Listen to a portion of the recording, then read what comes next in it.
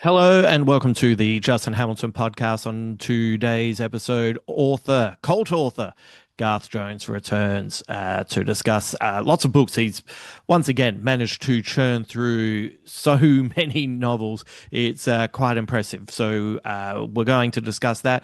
We also start off with a chat about a graphic novel that is now coming up or hitting its 40th anniversary, 40 years of a specific graphic novel. I won't tell you what it is.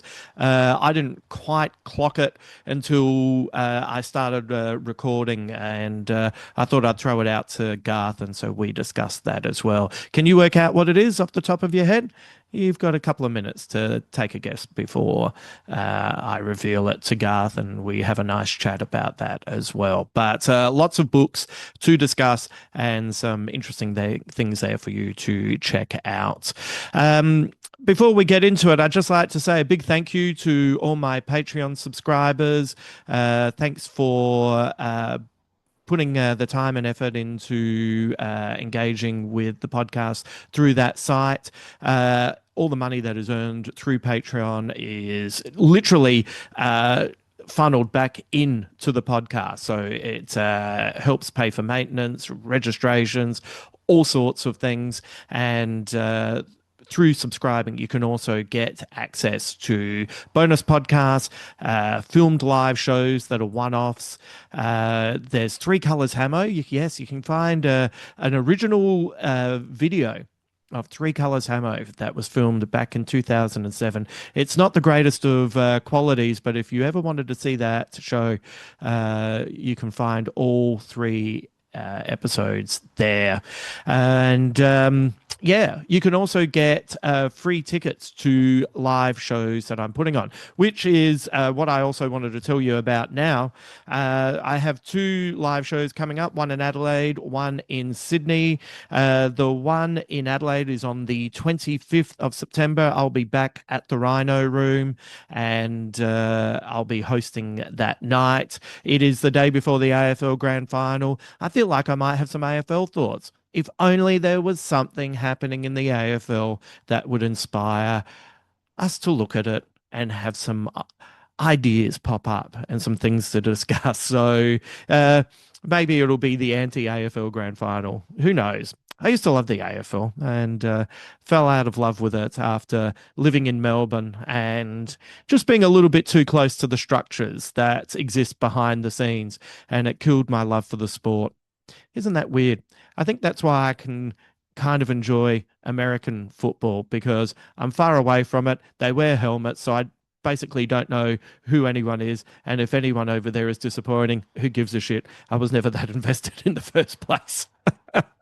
But anyway, that will be at the Rhino Room on the 25th of September. And then on the 17th of October, the Ashfield's doing their little mini comedy festival. And I was asked if I would like to do a show there. They've got this little cool room that's a little 40-seater.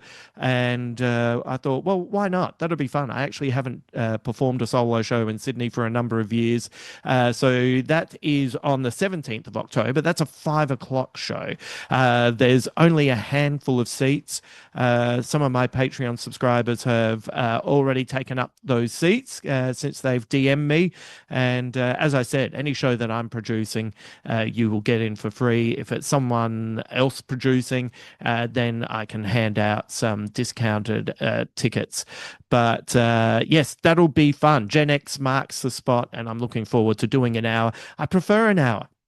I prefer to be able to just craft exactly what I want to do and shape what I want to do, and give you an hour of thoughts that have been swirling around in my head. So if you would like to go along to those shows, head to my website, justinhamilton.com.au. That's where you can find the gigs that are coming up. You can find links to the podcast, to Patreon. You can find links to my written work at Substack, and you can also sign up for my newsletter. which the latest one dropped on Tuesday, and that had all sorts of opportunities to get tickets to discounted tickets to shows that I'm putting on. Discounted tickets to shows that my friends are putting on, like Tegan Higginbotham, and also an opportunity to get discounted money off books that Garth will tell you about at the end of this podcast. So it's not just a newsletter, it's a fortnightly catch-up that is free. It gives you an opportunity to experience things cheaper, and it comes with some recommendations. So if that sounds like something you'd like to do, and as I said, find all the information for gigs, which social media sites I'm on, etc., head to justinhamilton.com.au, and that's the best way to do it. All right, let's, the usual rigmarole. I'll see you at the end, but for now, let's bring in cult author Garth Jones. Just before I was setting up this opportunity to record with you, I read and realized that it is the 40-year anniversary of Watchmen, which makes you feel old for those of us who followed it monthly and had to wait months on end for next chapters to arrive. But it's crazy to think that, not just like the time wise of that, but it's wild that it is still so good. It hasn't dated, I don't think. It still holds up, and it kind of made me think, well, I haven't had a read of it since 2019 when I was prepping for the TV series, and it kind of made me want to go back and give it another crack. Maybe, give myself a Sunday and actually just kind of, do a couple of chapters, do something, do another couple of chapters. The reason I just wanted to throw it out there is, when I say Watchmen, what's the first thing that comes to mind when you picture that graphic novel now? I was going to just take the piss and say I've only seen the movie. Yeah. Great flick. Perfect. No notes. The first thing that comes to mind is Rorschach in the window at the beginning when he goes to investigate the comedian's death. I'm not sure why, but that's the Dave Gibbons artwork flashed up for me immediately when you mentioned it. Yeah, it's amazing, isn't it? Because it's such a dense work. Yes. But it's 100% the visuals for me. The first thing that came to mind was I couldn't tell you specifically, but it was the image of Dr. Manhattan on Mars with those specific colors as well, that blue against the red, and the musings on being alive, and it's interesting, isn't it? Because sometimes, do you feel like you came along at exactly the right moment to enjoy popular culture? Like one of the things that I think worked really well for me was that I got into David Bowie at Let's Dance, and it's not unfair to say his next few albums were the ones where he lost focus, he lost inspiration, and he didn't quite know how to entertain this new vast audience that he had. But that was perfect because they were the first two albums that came out new for me. So I actually have emotionally quite a good relationship with them, even if they're not the best albums. Watchmen comes out, and it's just at the point where you're starting to think maybe you're a teenage boy, maybe it's not cool to be into comics, like now maybe it's time to grow out of it, and then suddenly you're reading Frank Miller's Daredevil and the Dark Knight Returns, and you're reading Watchmen, and it's the beginning of your era of explaining to adults, no, you don't understand. Comics are for grown-ups now. Look, I remember on a on a musical tangent having to explain to Mum why a Poison album with the word arse in it wasn't the end of civilization. And it was music for grown-ups. It had like an acoustic guitar solo in it. But yeah, I've got a few thoughts on that. It's I guess we're a few years apart age-wise, but like I keep thinking of that sort of distinction that gets being made on the internet about, the exennial, the gap between Generation X and millennials. But I guess it's more broadly just growing up without the internet, where you could just make decisions about what you like and become emotionally attached to them without having a chorus of people telling you you're wrong. Yeah, But, or even discovering some people that share your yeah. interests and you're not into them. Look, I mean, we used to sit in the school library at lunchtime and like trade comics. And that definitely wasn't the sexiest or coolest thing we could be doing, but we fucking loved it. And that was about, I'm sure there was plenty of judgment from other people in the school, but like we had a fucking great time. Someone had Green Lantern #1. I'm sure we'll get to Green Lantern at some stage, but that was the 1990 reboot, I think. Right. And we were, polybags, all the rest, and within that circle, it was a perfect little group of people who were into something and didn't give a shit that no one else really cared. Yeah, yeah, it was good. Yeah, but popular culture back then was finding other people that were into the things that you Yeah. were into, and it was invariably rare. And Yes. also through those people, they would you would swap things. Like it was through friendships that I discovered they might be giants and Yep. violent femmes and bands like that. And yeah, and comics were an interesting way into a subculture and discovering and meeting really interesting people. The great thing about reading Watchmen as a kid and then getting older with it is the older I get, the funnier it is to me as Yeah. well. Like a lot of the like I kind of got some of the humor, the more obvious stuff in the comic, but as you get older, and you know, the things like Night Owl, Dan pretty much being impotent as a normal man, but goes out and dresses up in Get the suit off. leather and fights crime, and suddenly he's a fuck machine. Is Well, that's the first thing I thought of was the flamethrower on the airship. yeah, And there was no hallelujah playing. yeah, exactly. Yeah, that flew right over my head Yeah. as a kid. So yeah, I enjoy the satire of it more, and it's Mm. yeah, it's funny to also as you get older with it, look at it and go, wow, this is really funny and satirical. And how did all these other grown-ups miss that as well? Well, yeah, I mean, case in point, the director of the film. Yeah, I was having this discussion the other night with a friend about, how if you drew a really long bow in 2009, you could, not really knowing Zack Snyder as a filmmaker at that time, that was like his second or third film, I think. But you could sort of maybe try and read it as a satire of superhero movies right. for about 6 months before you realize that it was all entirely earnest. And Yeah, he was embracing all of those tropes instead of actually, the rubber suits, the fight scenes, all those sorts of things were so inherently ridiculous. And then you just realize that's that guy. But obviously Alan Moore's on a completely different planet, if not universe, in terms of a storyteller. yeah. Uh, and adults, yeah, may definitely miss all that stuff in their readings of it for sure. Yeah, the like I completely understand why someone like Alan Moore wouldn't want to have anything to do with the TV show. His evisceration of the letter that Damon Lindelof sent, and I'm a Lindelof fan, but Mhm. it's like I understand why Lindelof sent the letter. I also understand Alan Moore's response to it.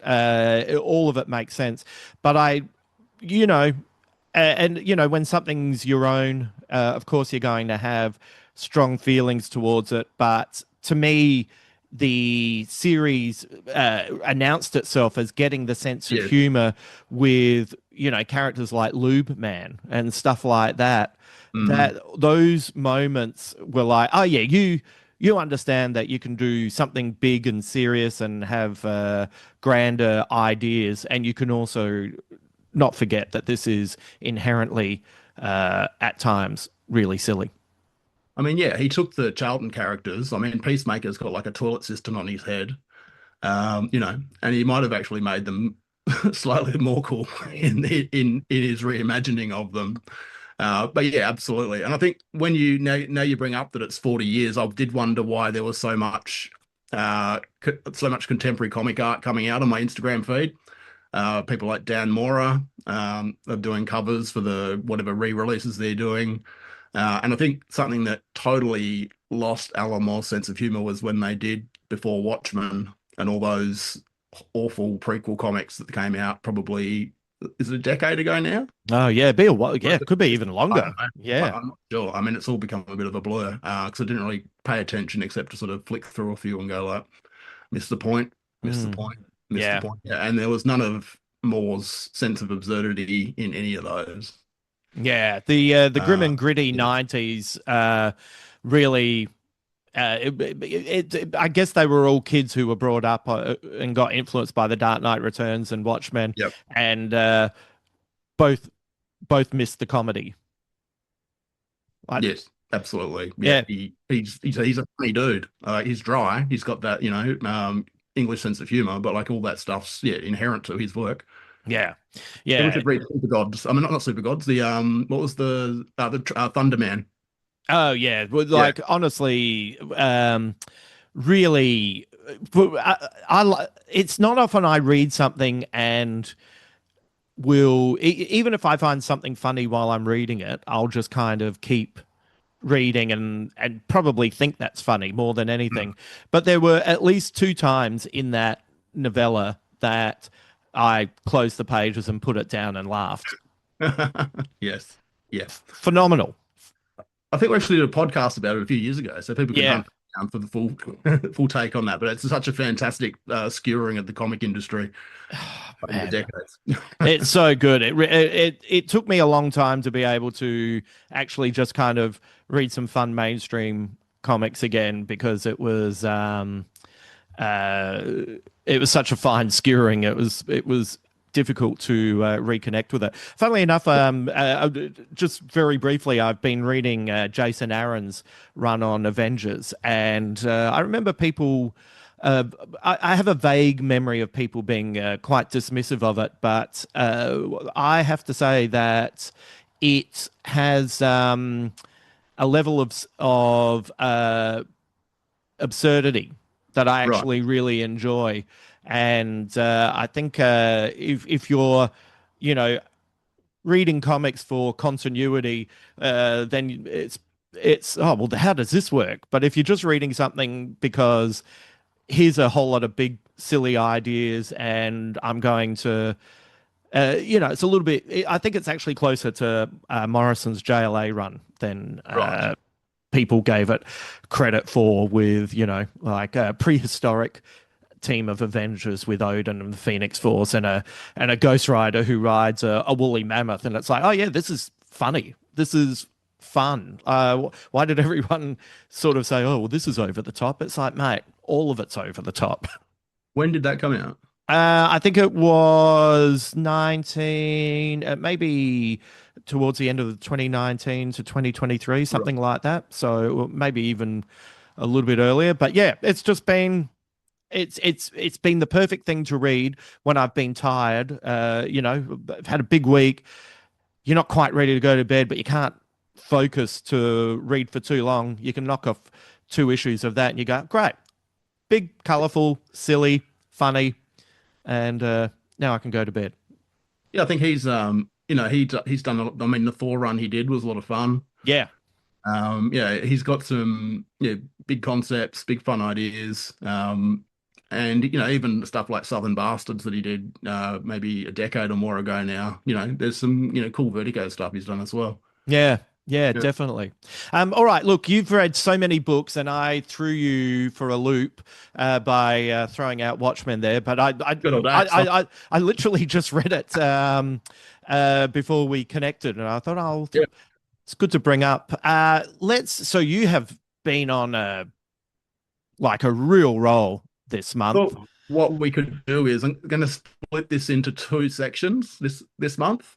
Oh, So okay, yep. Yeah, so we could start light with the books about murder, stalking, and World War II, Yep, sounds great.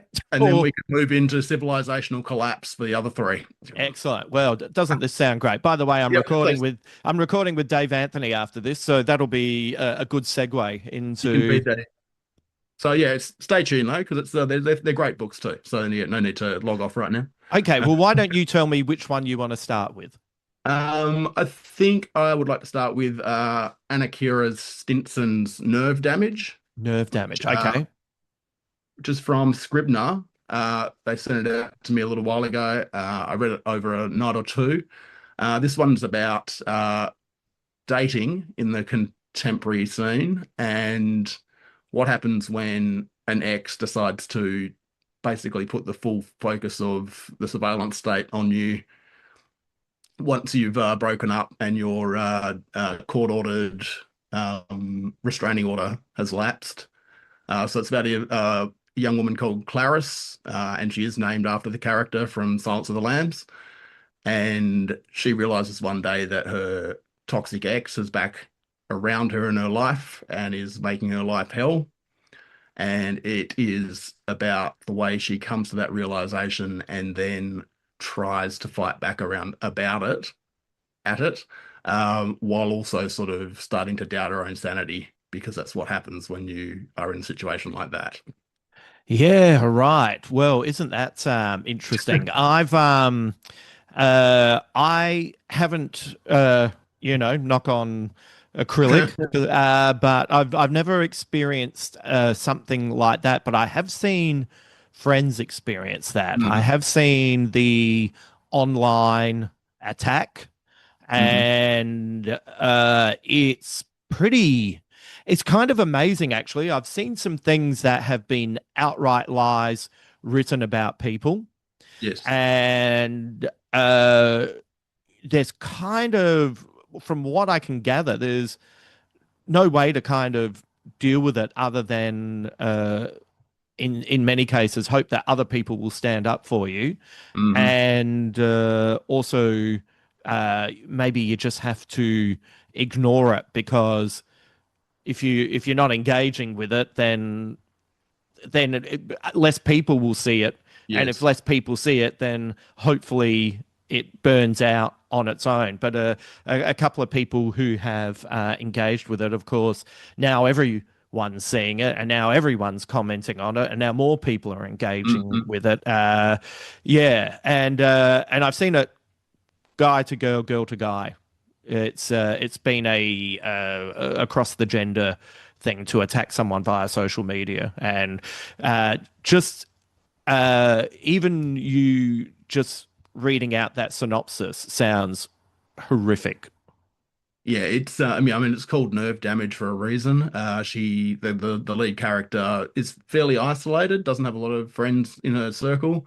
And she is, as I guess in a lot of cases, is sort of doubting, what his intentions are, having been close to that person and still having, some sort of conflicting feelings around how the relationship ended. And it delves very deeply into just that sense of confusion and sort of trying to figure out how you're going to sort of untangle yourself from the person's life, and then maybe fight back and get some sort of closure from that. Right. And Stinson sort of very much entangles you in that sort of sense of claustrophobia of, other neighbors talking about it, is someone else involved in this? Well, how's this entire sort of structure of, constant abuse? Well, it is abuse, constant abuse and stalking and sort of surveillance of her and her current life. How's it being? How's he doing it? How's he actually, maintaining this sort of grip on her life when she, thought he was out of it, taking her to court, taking him to court, he takes her to court. Yeah. All Yeah, those. there is these things were once upon a time the domains of the famous, Hmm. that they would have to be the ones out there dealing with stuff. I've got someone that I'm working with at the moment who is new to having a public profile, and they're, you know, quickly discovering the pros and cons to that. Yep. But in a way, if you are engaging with a public profile, there is something that comes with it that you're prepared on some level. Hmm. The majority of people who then have to deal with this kind of stuff, and they are just people who go about their days, go about their jobs, and just try to get on with their lives, and they're being hit with the stuff that public figures normally have to deal with. There's kind of no baseline for them to know how to deal with it emotionally. There's no experience amongst their group of friends to know how to react to it. Like, like we're in a situation that if I hear something, the first thing I do is not necessarily believe it. Hmm. Hmm. Like I feel like I have to be like a mini journalist and dig into both sides of things and talk to people, and then I'll make up my mind as to what's going on. And also, once again, I've seen this quite a lot in the last couple of years, and genuinely 90% men versus women. Guys just not being able to let shit go. Yep. Yep. Just that entitlement coming through, over and over again. Just that, horrible sort of sense that, like, you're my possession. Mm. Or, yeah, and as you say, like, normal people don't have crisis communication managers. They don't have people, looking out to sort of maintain their reputation or scanning social media to sort of, stamp out those sorts of comments. You sort of, in the wilderness there. And yeah, it's obviously it's nerve-wracking, and it's a horrible, horrible sort of thing to go through. Uh, Yeah. this book really, it's a funny read too. I'm not, it's not a grim slog by any means. Clarice is a very, switched on, funny character. And it's got I'd say it's sort of got a Chuck Palahniuk or someone like that sort of vibe to it. It goes into those sort of darker places, but it's also got a very twisted sort of sense of humor as well. Okay. Yeah. Yeah. That that's Checking it. that was actually going to be my first question because it does Yeah. sound It's not brutal. no, not a slog at all. No, Yeah. Is it Clarice in Silence of the Lambs, or is that just how Lecter? Uh, it's Clara Starling. Yeah, yeah. oh yeah, but I don't know Clarice or Clarice. He says Clarice, doesn't he? Yeah. But I don't know if that's him being an arsehole. Yes. Quite See, possible. Yeah. See, never. already toxic men, toxic Yeah. masculinity, Exactly. toxic cannibal masculinity, right there. So nerve damage by Annakeara Stinson, Annakeara Stinson, yeah, from Scribner. and that is out at the moment. That is out right now. All right. The second one I've got is The Reckoning by Vikki Petraitis, Yep. who I talked to and did an interview with. So that's up when this comes out. This is Vikki has done a lot of work in the sort of victim justice space. She's actually she works on the Australian Federal Police podcast, Oh, um, which boggles my mind. And I didn't really dig into that when I talked to her because I was too scared. Um, didn't want any well, more risks. yes. And but yeah, she's been writing in the sort of true crime space for about 30 years now, I think. Right. And it's her second fiction novel, and it's framed around her character Antigone, who's a police sergeant. I think that's right. And she lives at a place called Deception Bay, which is a bit of a sort of Summer Bay situation where it's a bit of a hotbed of intrigue and crime. And in this case, there's a few different cases going on, mainly around the theme of toxic men. There's a couple of young footballers who have been released from jail after being put through being convicted of sexual assault charges. Oh, well, this has nothing that it can relate to in the whatsoever. current time. No. There's also a mysterious strain of poison mushrooms that have taken these kids out after they've left the justice system. And there's a sovereign citizen on the loose. Wow. So shit's going down in Deception Bay. I had fun with this. It's there's a bit of a theme of reading outside my comfort zone with some of this stuff because I definitely probably wouldn't have picked this up otherwise. But who sent this to me? Summit Books sent this over, Yep. and it's a very involved sort of procedural that takes us through this small town and all the various quirky denizens as Sergeant Antigone and her offsider. Wazza is a partner, and Vikki in the interview tells me that her dream casting is Peter Hellier. Oh, really? We might be able to make that happen. Well, I think that the show's already in production and they didn't get Pete, but there is an ABC adaptation of the first novel coming out later in the year. But I mean that pretty much wraps up in a nutshell. It's a book that feels like a police procedural show that it's about to become. It's something I'm definitely going to hand over to Mum when she's here in a couple of months. Yep. It's a page turner in that best sense of like, how the fuck is all this stuff going to come together and how are we going to resolve all of these different strands and do they potentially all, tie together in some, satisfying and concise way. And I won't spoil. Is the place called Deception Bay, or is Deception Bay the nickname it's given because of all the shit that's going down? It's called Deception Bay. Right. I reckon I place it geographically somewhere on the sort of Mornington Peninsula. Right. Outside Melbourne. Based on the descriptions in the book. So it's one of those sort of coastal towns, probably a fair bit of money there.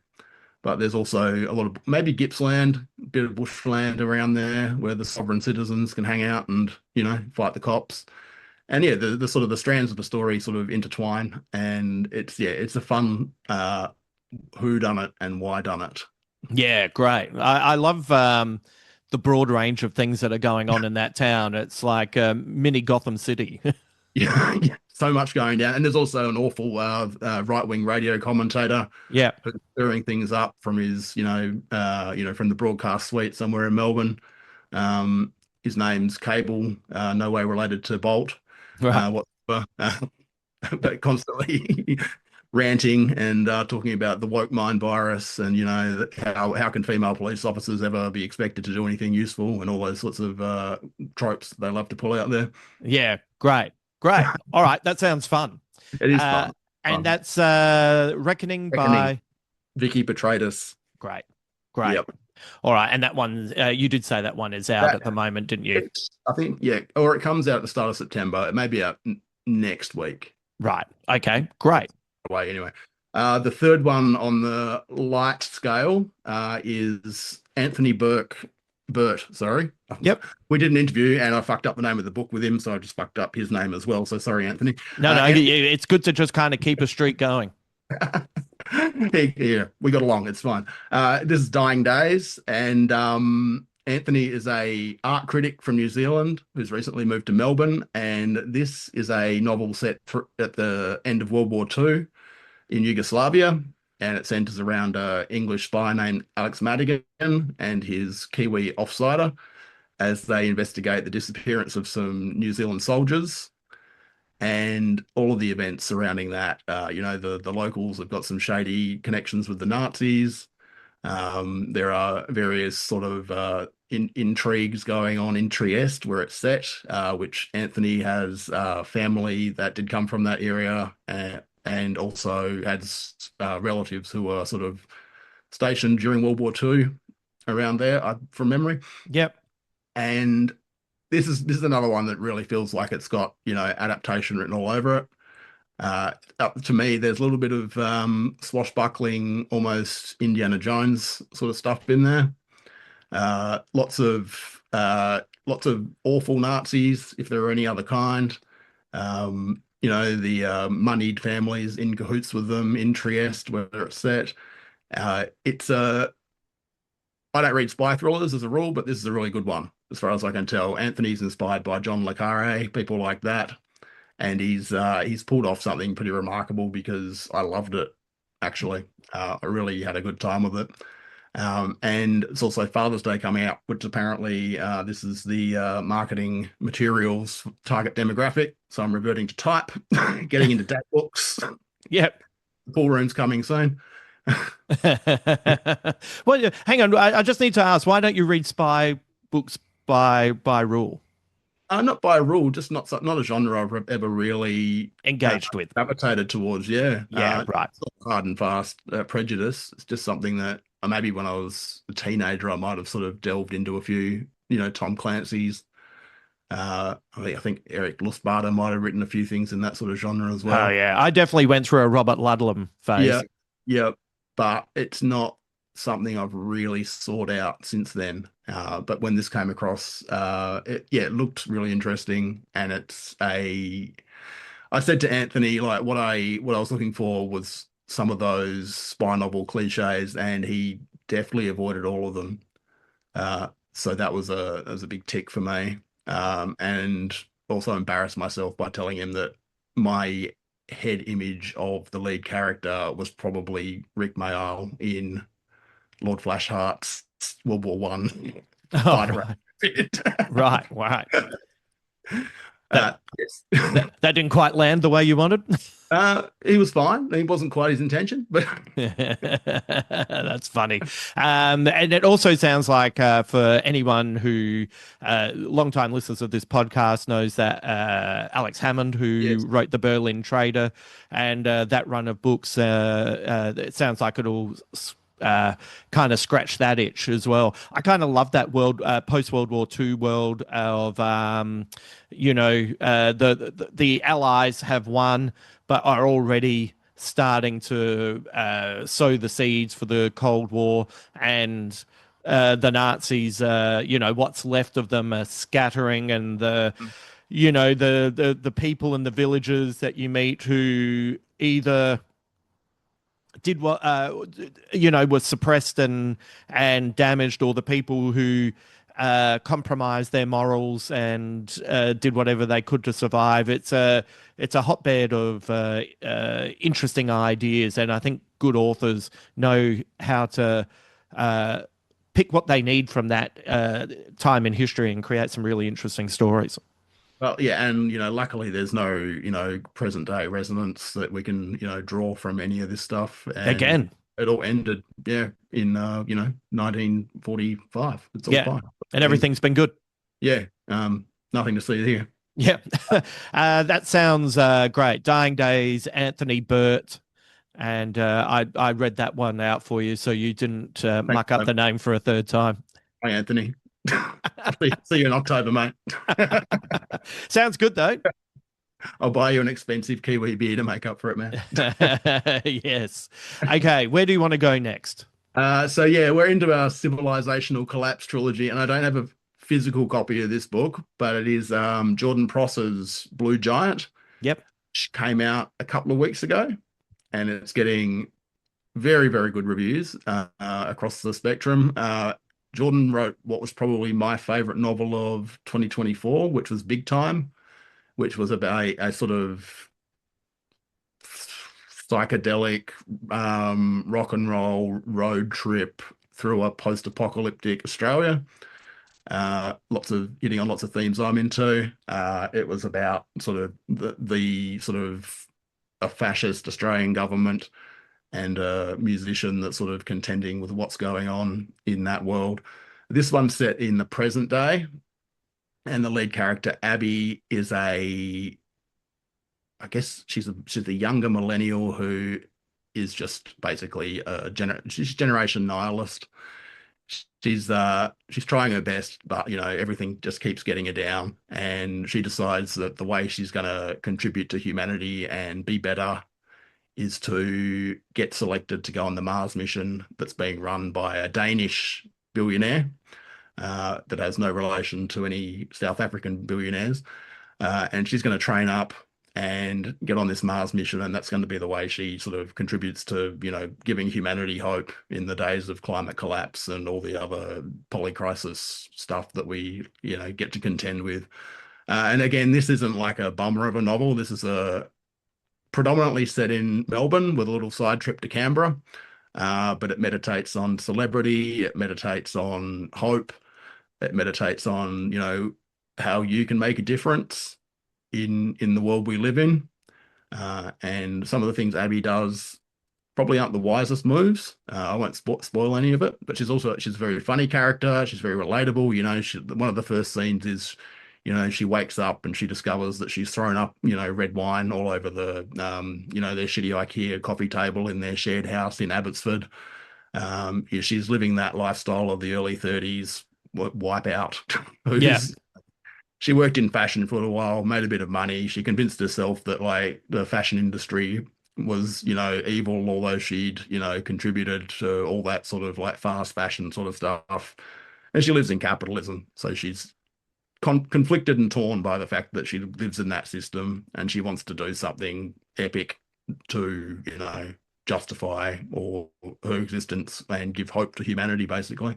Yeah. It makes it to Mars. That's not a spoiler, but everything else is just like Jordan's like a really empathetic writer. He's a lot of his, philosophically, he maps characters really beautifully, and it's a funny novel that will leave you hopeful, but with a lot of reservations, I guess, because it is the themes it's about are, so all consuming right now.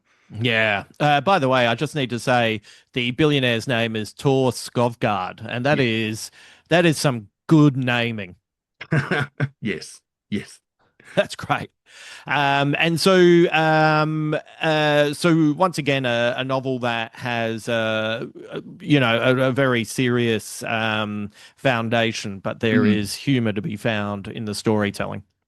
Yeah, yeah, let's say Jordan's excellent at sort of balancing the two, like, the gentle skewering of people in certain, there's, we've been around it for years and years, but, Melbourne types Mm, that we all know and love and occasionally are very annoyed by, and probably have been one ourselves. yeah. And he's very tuned in to all of those different subcultures and subsets of subcultures and the way they conduct themselves, you know, in their daily rituals in the inner city in Melbourne. And that's always it makes me a little bit homesick, but also a little bit thank fuck I'm not there. Oh Uh, yeah, I have that very similar relationship with Melbourne. I remember probably, God, this is probably about 15, 16, 17 years ago that this happened. But I remember talking to some people in Melbourne, and they were just talking about how they were just talking about where Australia was and where it was going.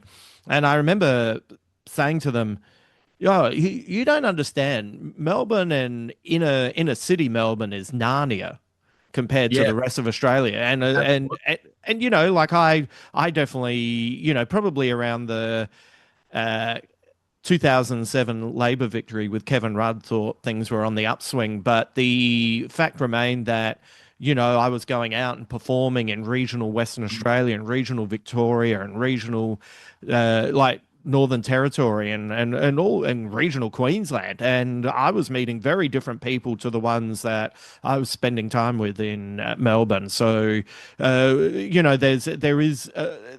is fascinating because there is that part of Melbourne that is, in many ways, ambitious and admirable, and there is a progressive line of thinking, but there can also be a level of arrogance that has no idea what's going on with the rest of the world, and through their inability to relate to anyone outside of that bubble, mm, make a lot of their progressive ideas and thoughts unpalatable for everyday people, and kind of add to that schism that's already naturally there. yeah. I think conservative politicians have definitely they definitely latched on to the Melbourne being sort of the bellwether for the smug prick. And, it's not hard to characterize someone like Adam Bant in, the leader of the Greens up until fairly recently, and tar him with that brush. And it works really effectively because there's a lot of truth to it. Yeah. As nice a guy as he might be, I met him at the Pinnacle once in Fitzroy. He seemed great.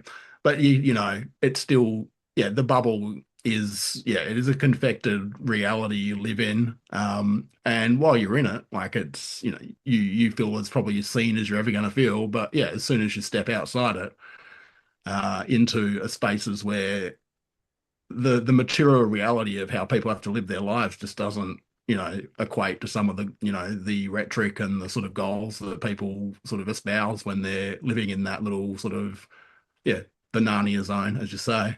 Yeah. Yeah. It's pretty fascinating. It's a tough one to sort of elide as well because it's, yeah, it's the appeal of going there is sort of, having your tribe, Yes. but your tribe can be quite insufferable unless they're self-aware. Yeah, yeah, yeah. That's it. It's like there's something very interesting to subscribe to a collective way of thinking and believe in it 1,000% and be in amongst it and think, oh God, I wish you people would shut the fuck up.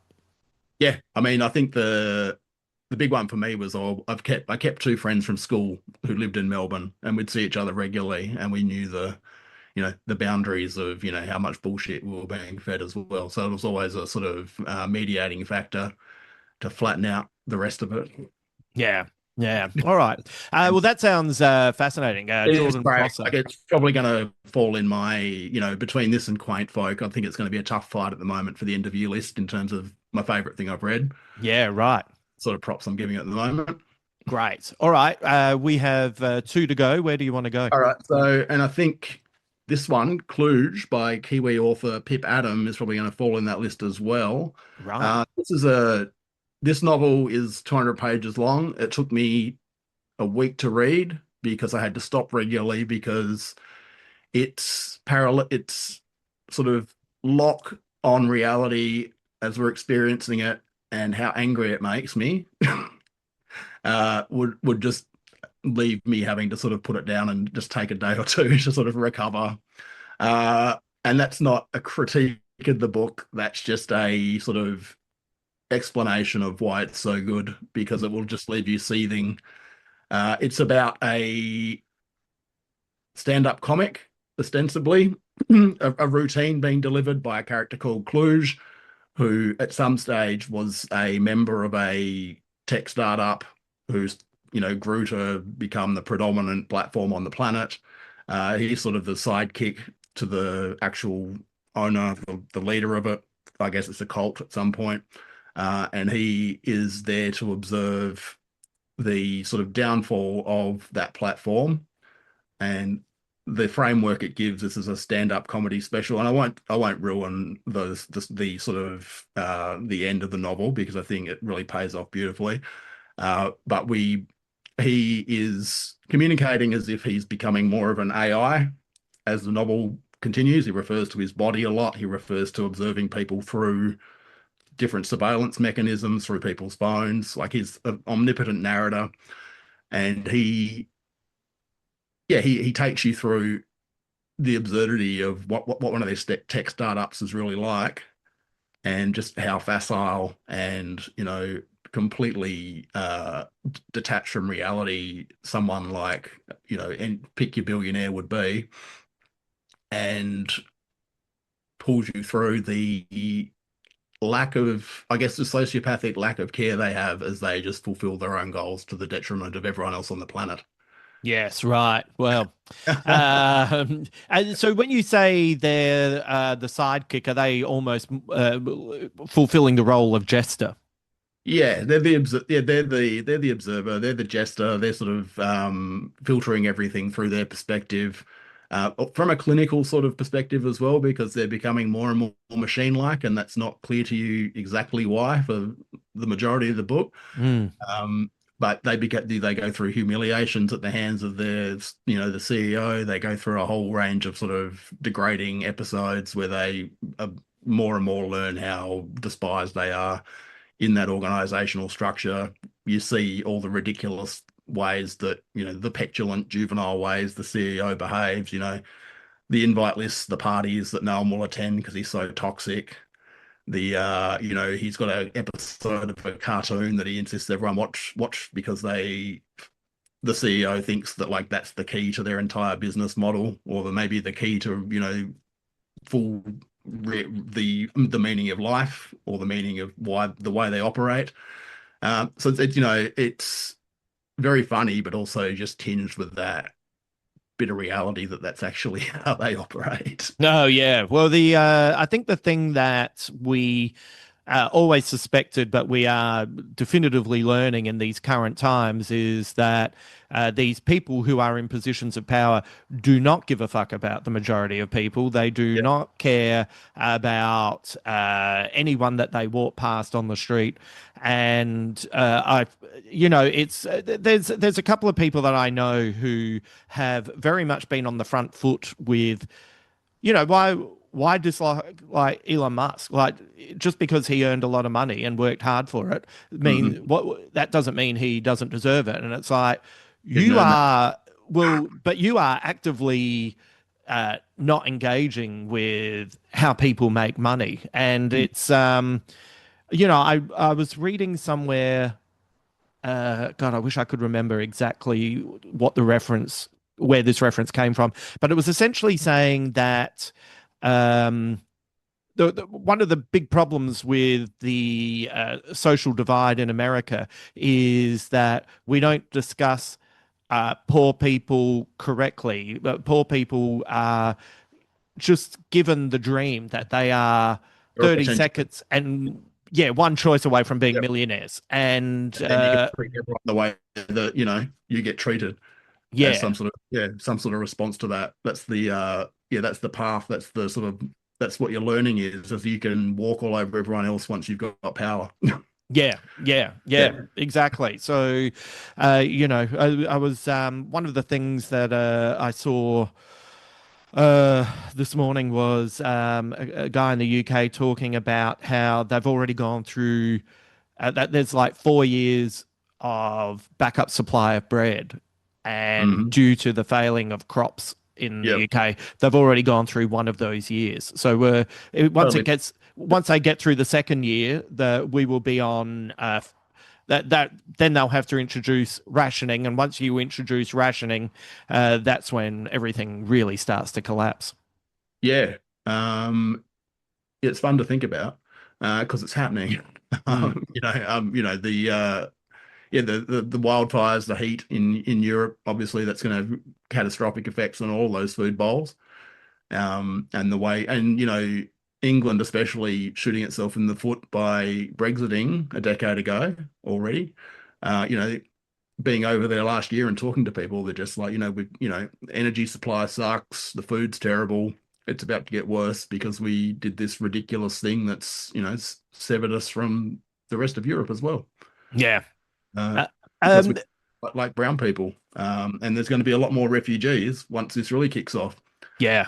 Uh, Yeah. that's a fact because there'll be conflict over those resources. There'll be people displaced by that.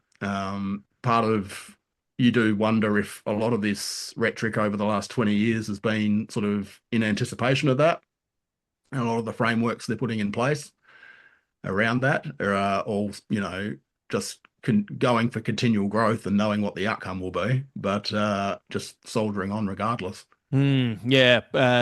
Start adding these xenophobic ideas on a foundational Yeah, level, so then you can justify uh, when everything turns to shit, uh, the choices that you decide to make. yeah, yeah. Just getting back to the book for a Yeah. second. Did you say earlier on that it was only like 200 pages, but it took you a week Yes. to read? Why did it take you a week to read? As I was saying, like I found it. I can only take it in doses because it was, the ideas are so spot on, Yes. and you know, that mileage may vary for people depending on how much they consume news and media around this stuff. But a lot of it almost made me, not feel ill, but definitely put me in the headspace of like this is, the powerlessness you feel when you see this stuff happening, and then even in the fictional context, you're looking at sort of just the complete disdain for humanity that these people have. Yeah, it's a great read, but yeah, it's can be a little bit traumatic, I guess. Yeah. Yeah, Yeah, that makes sense. All right. great, Kluge great author. by Pip Adam. So we've got one to go, and it's The Nerd Reich by Gil Duran. So this ties it all together in a neat little bow. This is the actual story of all the assholes who are ruining everything. Duran has a blog called The Nerd Reich. He's been writing about fascism in Silicon Valley for quite a long time now. This book sort of takes a lot of his writing and puts it into the narrative of, I mean, broadly, you could say that Peter Thiel is the heart of this, the guy who started Palantir, the Yeah. surveillance organization. He's been the through line in ever since the late 90s. Earlier, his time in college where he was writing horrible eugenics newsletters and things. He's South African as well. And there's a couple of nice South Africans, but so it continues that thread as well, of borderline Nazis that have come out of that environment and, gotten into tech, made a lot of money. He was friends with Elon Musk, or they started PayPal together in the late 90s. And he's been a sort of constant in that space ever since, sort of seeding all the worst ideas and gaining more prevalence once Trump got into power in 2016. But you can sort of broadly see it as a sort of biography of Peter Thiel with sort of sidetracks into the other tech billionaires like Sam Bankman-Fried, Sam Altman, Elon Musk, Mark Andreessen, all of the guys that basically believe that democracy needs to be overthrown and that we need to establish a thing called the network state, which are small fiefdoms run by tech billionaires that they set the laws. Everyone that lives in them basically become digital serfs, or, they become feudal states because that's the best way to run the planet. Mm. And that's not science fiction. It's all stuff taken out of the writings of a bunch of people including Jacob Rees-Mogg, who was the father of the parliamentarian in the UK, wrote a book called About the Network State in the 1990s, where they've taken a lot of these ideas. And then there's a philosopher called Curtis Yarvin, who's from the dark intellectual right, who's sort of their go-to evil wizard online, who's sort of pushed a lot of these ideas that people like Elon Musk have then acted on. Like he has an idea called Rage, which was retire all government employees, that then became Doge because they're trying to just destroy the bureaucracy and the infrastructure of government so they can get in there, unleash the AI, and basically purge things like they did with US aid, which has killed over 1 million people already who were reliant on that aid, in the developing world. And yeah, shred healthcare, shred all those things they see as, inefficiencies, because, they're all obviously never going to have to worry about money in this lifetime or any other, and pursue, ridiculous things like going to Mars and sort of distract people from all the damage they're creating right now. Yeah. It's interesting. I, I actually do believe in space exploration. I think Mhm. I actually think it's an important thing that humanity should be doing. I just wish it wasn't them. I wish it Yeah. was more, like small L liberal intellectualism than this, this fucking wet dream of all these super rich people. The is there? It's an interesting question. First of all, I forget who did the quote, but when people tell you who they are, you should listen. Mm. And, these people have been stating this is what's going to happen. We saw it in the American elections where before this iteration of Trump got in, they Yep. had Project 2025 and it was out there and you could Yeah. read it and you could engage with it. And they said, this is what we're going to do. Yeah. And I now mean, that they're doing it, people are like, where did this come from? And it's like, it was right in front of you. yeah, I mean, Peter Thiel said that like he doesn't believe that freedom and democracy are, something that can coexist together. And he's the guy with the ear of all these maniacs. He's probably low key, hoping that Trump drops dead because then JD Vance, who's, an acolyte of Peter Thiel, Hmm. be the guy pulling the strings. And he's who he really wants to be in power because he's funded JD Vance over the years, and Vance is, vice president through, no remarkable ability of his own. So Peter Thiel sort of got his man about as close to the prize as he can get him. And yeah, they are telling you who they are. They don't give a shit. I saw a video of Elon Musk the other day at a data center site just laughing at people when they were talking about how much it would devastate the water tables in their region, just openly, supervillaining it Yeah, yeah, in public on film.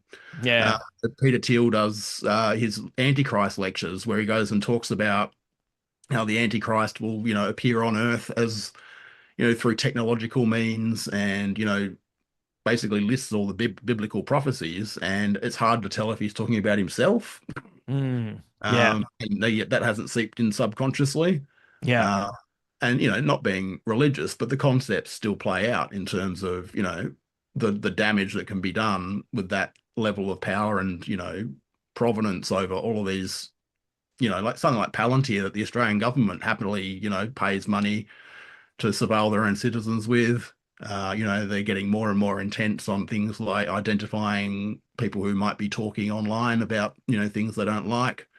And, data centers are becoming more and more apparent that they're just there to archive everyone. So you've got that surveillance, at the government's fingertips and run by people who have got no governmental restrictions. Yeah, I mean, I think this book is almost it's mandatory reading. yeah, If you want to actually get a sense of just, on one hand, you've got Elon Musk being touted as Tony Stark and, all that sort of techno optimism that they do forward facing, while behind the scenes, it's, working hard to sort of install further right governments or abolish government completely so they can do whatever the hell they want. yeah. Yeah. This book is Will Anderson's Wet Dreams, so I'm I was sure if going to he say hasn't read it yet, he will read it. recommended. Yeah, I was going to say, yeah, this is one for Will's stack for sure. Yeah, yeah, absolutely. Is there a good billionaire? Um, I doubt it.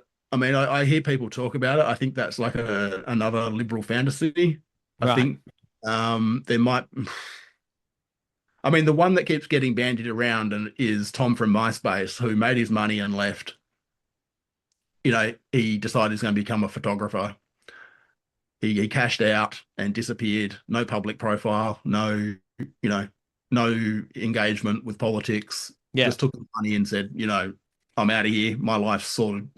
yeah, But the need for, I mean, that they're all so desperate and for attention, and they crave all that the approval that, like, if you're that set up, like, why do you need this? And why do you need to just like ruin the planet for your own, childish whims and come up with, philosophies that become more and more cult-like and more sort of, they're tying more and more into evangelical Christianity and things like that to try and sell their message around the apocalyptic world they envision.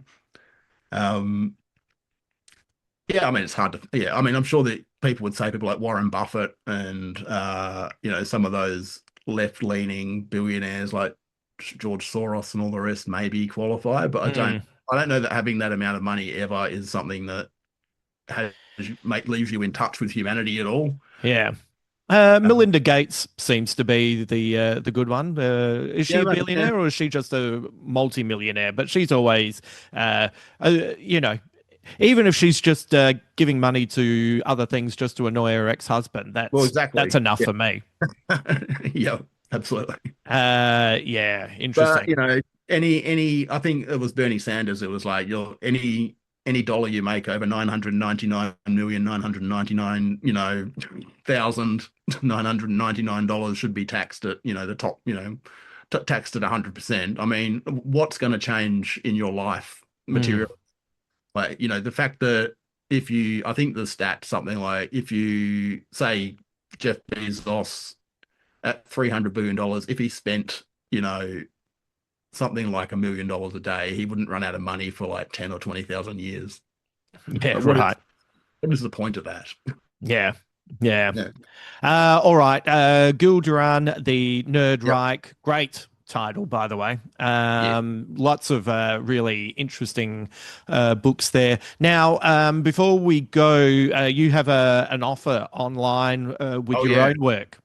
Yes.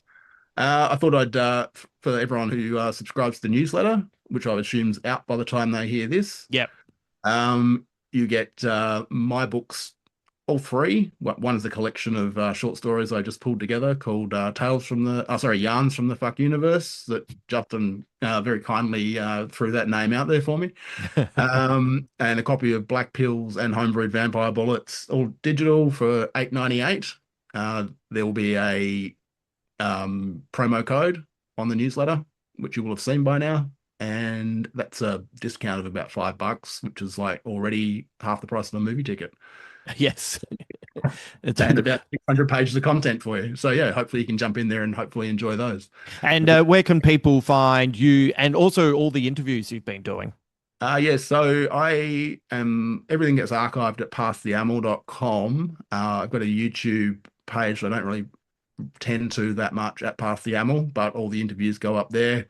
Promote them on Instagram and Blue Sky. I just started a Redbubble account because I'd get a whole bunch of my t-shirt designs and things like that out there. Some a little bit subversive, some a little bit cheeky. So they're all up there now. Lots of fun anti-AI, slightly further left than your mum's sort of things about shoplifting and how socialist are you? And where else am I? I'm also trying TikTok and hating it, but I am on there at Past the Amel too. Right. Well, you've really sold the TikTok site, but excellent work as always, cult author Garth Jones. Thanks, and we'll get you on to talk about lanterns soon too. Yes, cool. That'd be amazing. All right. Thanks, mate.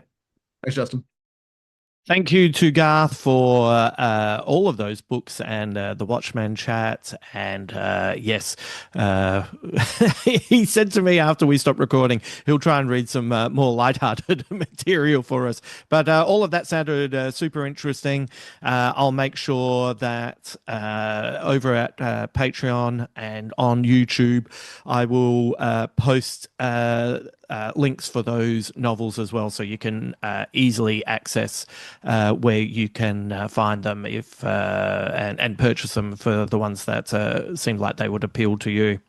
Quite clearly, I've already sent a link to that last one to Will, who will be, if he hasn't read it already, it will be in his, dare I say it, Wheelhouse. Goodness gracious. What a long podcast to then throw in a pun like that at the end. I apologize. Just a reminder, 25th of the 9th, I will be hosting the Rhino Room. 17th of the 10th, I will be performing a solo show in Ashfield. You can find all details for that at my website, justinhamilton.com.au, as well as links for Patreon, Substack, etc. And also just a reminder, if you're a Patreon subscriber, DM me at the site and I will put you on the door for both of those shows. So it'd be great to see you and be able to reward you with some live stuff for all the support you give me, the podcast, and by extension, my friends here as well. I'll be back next week with a few podcasts. We'll continue the Lanterns, breakdown. And yeah, I feel like we're on a roll of late. I feel like we're on a real roll. So I'm very happy with how this has been ticking along over the last few weeks. On Patreon as well, there's a review of The End of Oak Street. So if you hadn't had an opportunity to check that out, you can access that there and have some thoughts on that. I'm thinking of adding a couple of tiers to Patreon that will be a little bit more interactive. So I'm playing around with that at the moment, and once I make a decision, I will let you know, and maybe that'll be something that will appeal to you as well. Okay. You know what? It's enough. I've said enough. time to let you go. If you're listening to this before the weekend, I hope you have something fun and interesting ahead of you. If it is during the weekend while you're listening to this, I hope you're kicking goals and having a good time. Thank you for being a listener, or if you're watching this on YouTube, a watcher, as it were. And yes, you know what? Since money is tight, if you would like to support this podcast, a top review or a subscription on your favorite platform is extremely helpful. So there's ways that you can do support for this and not have to be spending any more money. I know what it's like, man. I had a subscription kick in that I had missed, and it's amazing to open up your bank account and go, Jesus Christ, where did that go? But anyway. That is the world we live in. So I'm just happy that we're connecting any way that suits you. All right. Look after yourselves, and I look forward to catching up with you soon. Until then.